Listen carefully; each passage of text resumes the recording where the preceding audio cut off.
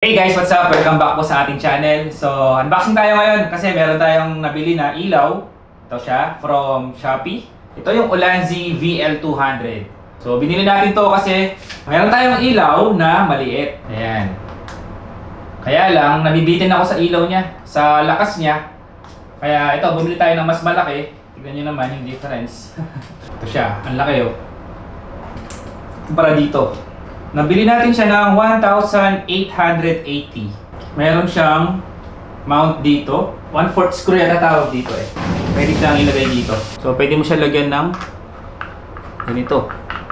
Or, pwede mo siya lagyan ng adapter para sa cold shoe at ilagay sa ating camera.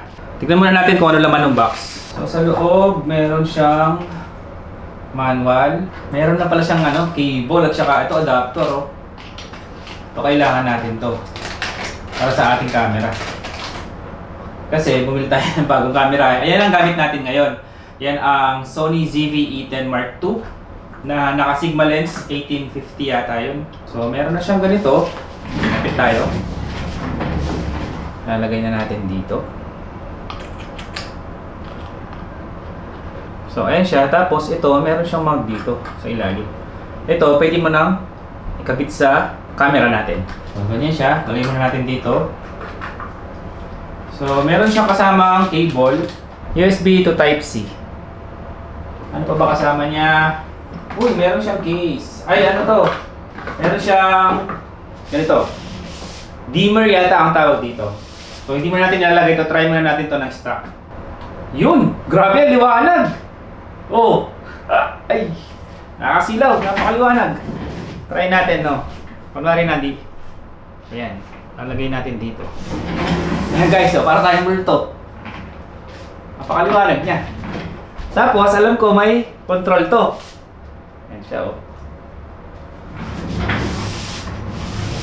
Ayan, ganyan siya kaliwanag. Tapos, nakakasilaw. May control to. Hindi ko alam kung paano. Ayan, oh. Kung gusto mong lang, konti lang yung liwanag, ganyan. Parang mukhang natural lang.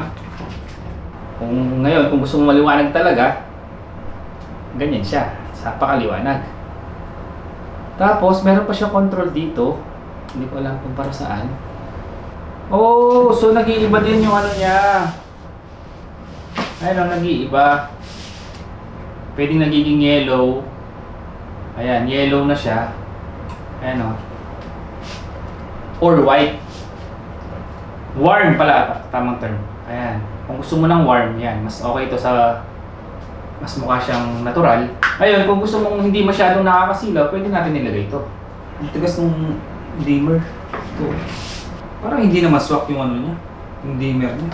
Hindi nyo parang hindi swak yung dimmer. Oh.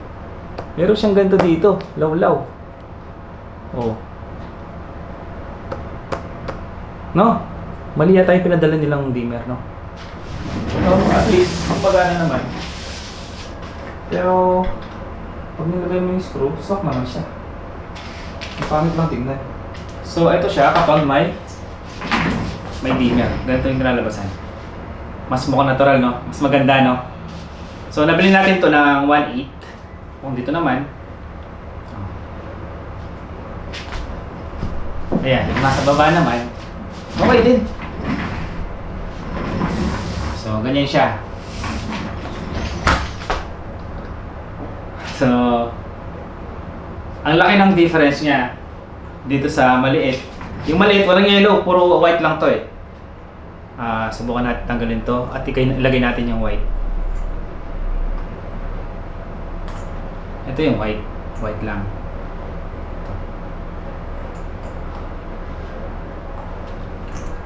Palitan natin ng white.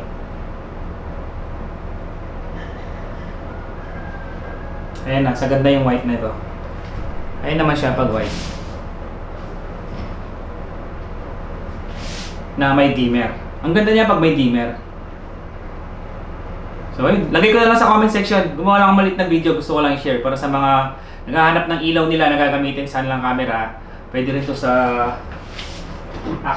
sa mga action camera. Okay din to, tingin ko. Lalo na yung GoPro, sa mga naka-GoPro to. Sa mga naka-GoPro kasi pangit ng quality ng GoPro kapag madilim. Subukan natin siyang ilagay, no? Ay, ba't ko tinanggal? Ito yung cage natin ng GoPro, may cold siya eh. So, ayan.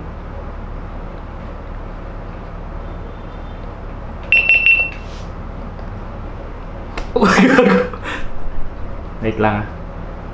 Tapos, ayan siya oh.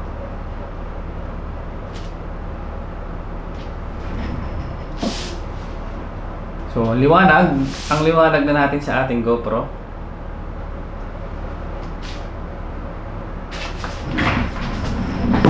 Ayan o.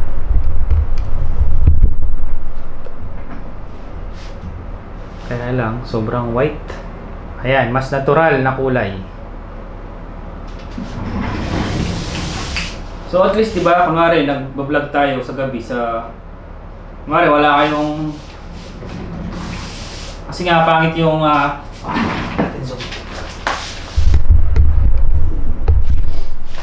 kasi nga pangit yung quality ng GoPro sa gabi. At least ito, kung meron kang ganito, magagamit mo pa rin yung GoPro mo. Maglalabas pa rin siya ng magandang quality. Nice, di ba? So sa halagang 1.7 or 1.8, magiging mas quality na yung video mo. So ayun, na-share ko lang guys sa mga interesado at gusto bumili nito. Lalagay ko lang sa comment section yung link sa Shopee. Thank you for watching. Like, share, subscribe. Peace.